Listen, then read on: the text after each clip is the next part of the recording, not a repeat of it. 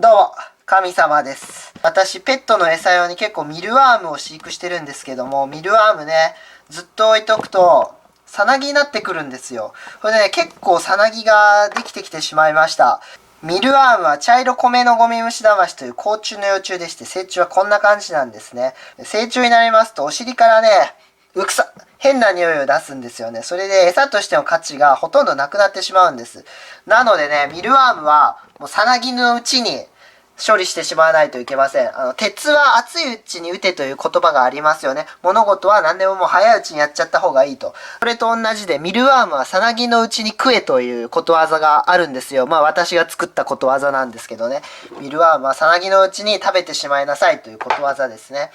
じゃないとね、もう餌としての価値なくなっちゃうんで、なのでね、ミルワームのさなぎは結構カナヘビに食わせてたんですけれども、カナヘビにミルワームのさなぎを食べさせ続けた結果、このようなありさまになってしまいました。これはね、日本カナヘビの高橋さんというんですけれども、このお腹見てください。どう思います？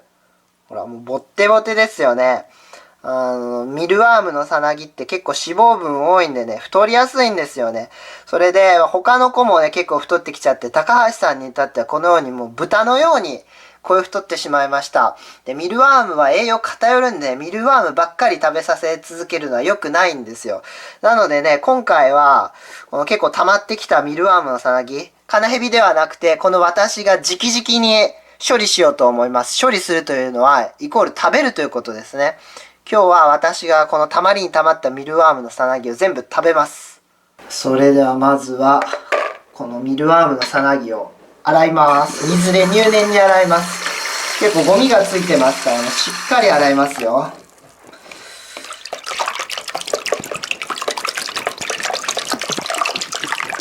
ほとんどのさなぎはそこに沈むんですけども、一部のさなぎはね、なんかちょっとプカッと浮いてますね。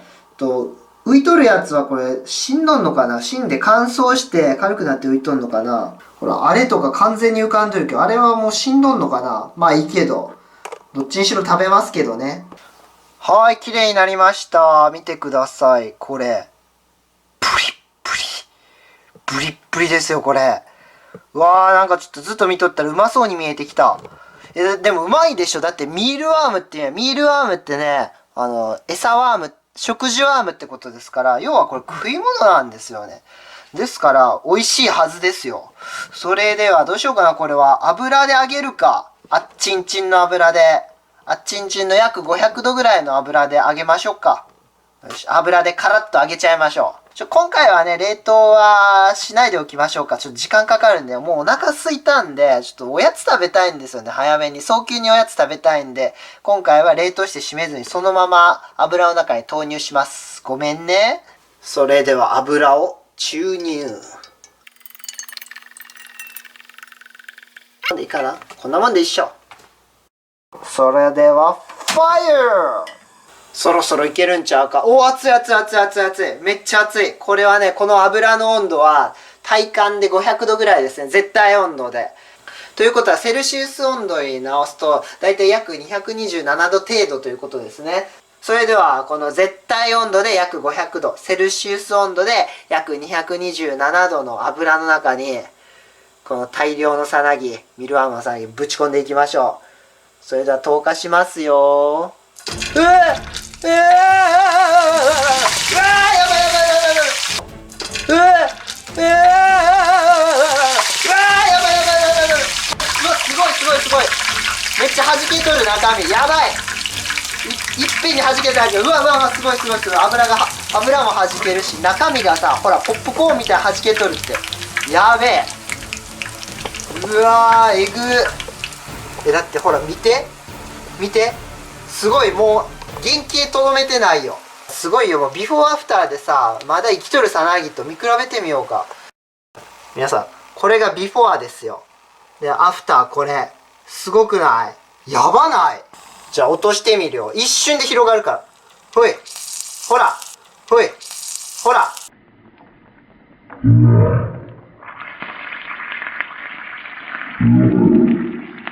ほら、一瞬でさ、ボコボコっと広がって弾けるのよ。すごくない？うわー、やば。やばい。なんか残酷やな、これ。食べるとはいえ、なんか残酷。揚げ上がりました。見てください。これがミルワームのさなぎの慣れの果てですよ。ほら、すごい。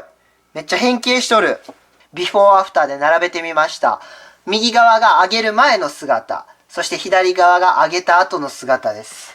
見てください。これ。羽の元気がもうできてるんですね。これ。この部分、この突起はね、将来羽になるはずだったところです。そして腹部からは、なんか中身が爆発して出てきてますね。まるで北斗神拳食らったようにね。内側から爆発しております。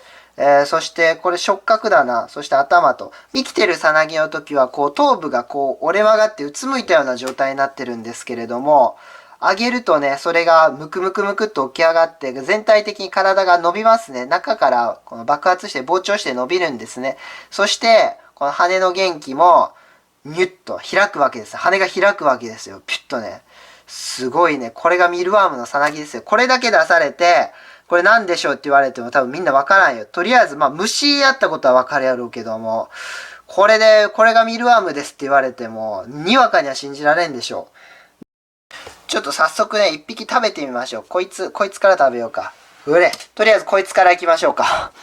匂いは香ばしい。すごい油の香ばしい香りがします。それではいただきます。ほぼ殻ですね。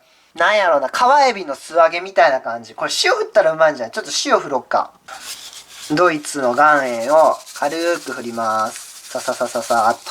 これでうまいんちゃうの？もう川エビの素揚げみたいなもんよ。うまい。塩味が効いてさらに美味しくなりました。皆さん、ミルワームのさなぎを揚げて食べるときはね、塩振ってください。塩を一振りするだけで本当にね、魔法のように味が変わりますから、塩がね、いい感じにミルワームの旨味を引き立たせてくれます。これ中身がね、ほとんど入ってなくて、それもね、弾けて、漏れてしまうのでね、結構、ほぼ殻みたいな感じになっちゃうんですけど、それでもね、塩味がミルワームの本来の旨味を引き立たせてくれます。うめえちょっとお酒飲もう。酒。今ね、深夜の12時ぐらいなんですけども、やっぱ夜食いいですよね。夜食に酒。これ、上善水のごとしっていう新潟県のお酒ですね。純米大吟醸。原酒ですよ。純米大吟醸。これうまいわ。じゃあ、乾杯。いただきます。うめは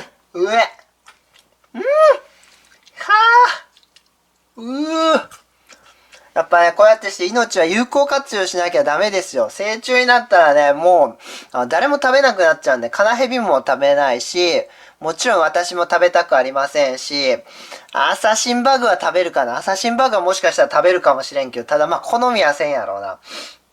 なんでね、さなぎの間に食べてしまうのが一番みんなハッピーなわけですよ。まあ、あげられるこの子たちは全然ハッピーじゃないでしょうけども。私や私のペットたちはそれが一番ハッピーなんですね。ちょっと甘みが欲しくなってきたな。これはアンパンマンコロコロボールチョコというチョコレート菓子です。これ美味しいんですよ。中身こんな感じですね。私、アンパンマンコロコロボールチョコが大好きで、スーパー行ってアンパンマンコロコロボールチョコをお菓子コーナーに売ってたら、絶対ね、6つぐらい買うんですよ。6つぐらい買うんです。それぐらいアンパンマンコロコロボールチョコが好きでね。この私の大好きなアンパンマンコロコロボールチョコの中に、この香ばしいミルワームのさなぎをね、こうパラパラパラっと、砕いた方が良かったかもな。まあいいや。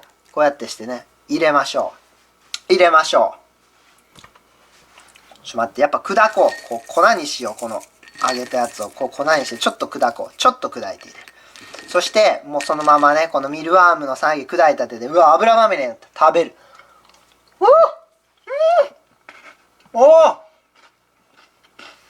うめえわ。でも手汚れるわ。ちょっと手洗ってくる。結構うまい。もうちょっと追加しよう。ちょっとね、ミルワームのさなぎ分が弱い。ほら。いただきます。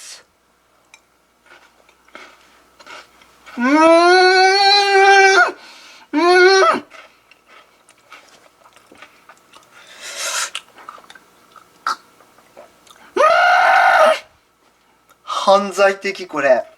うめえ。アンパンマンコロコロボールチョコとミルワームのさなぎマジで合うわ。うめえ。や皆さんね、お子ちゃまの皆さん、この動画見てる皆さん、どうせ小学生とか幼稚園児でしょ、みんな。ね、小学生とか幼稚園児はみんなアンパンマンコロコロボールチョコ好きやよな、もちろん。好きですよね。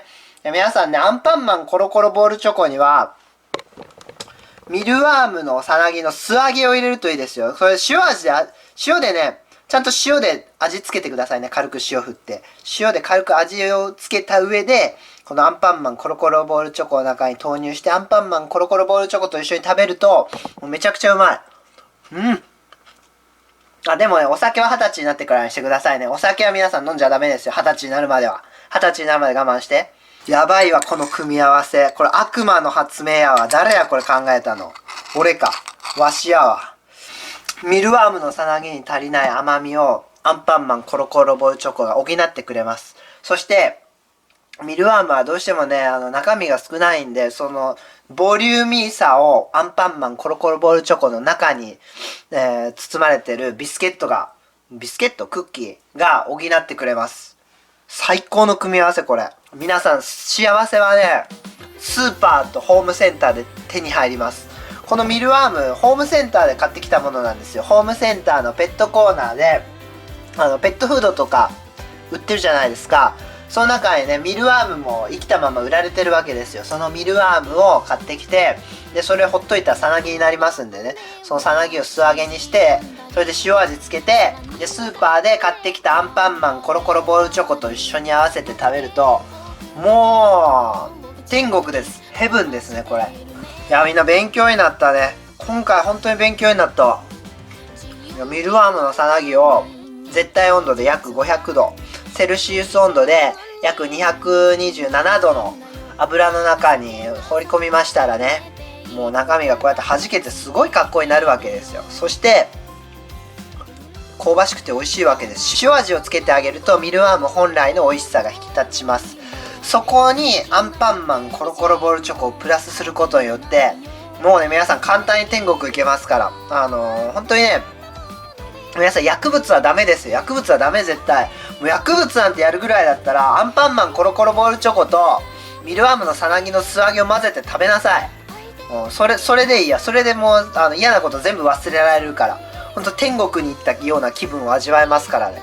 嫌なこと忘れたかったら、アンパンマンコロコロボールチョコプラスミルワームのさなぎ。もう天国行くよ俺は。今から昇天しちゃうよ。昇天しちゃうよ。これやばいな。我ながらとんでもないものを発明しちゃったね。そして最後の締めは、お茶に少しだけ日本酒を混ぜたもの。これお茶なんですよ。お茶プラス日本酒少々。いわゆるお茶系ですね。お茶系。お茶系を締めにいただきます。お茶系。お茶の渋みが引き立ってね、これはいいっすよ。わびさびって感じ。いやー、いい晩酌やったわ。皆さんもよかったら、参考にしてみてください。今回の動画は真似していい動画ですからね。未成年の皆さんはお酒は飲酒はやめてくださいよ。それ以外はね、もう真似していただいて結構なので、よろしくお願いします。それではご視聴ありがとうございました。バイバーイ。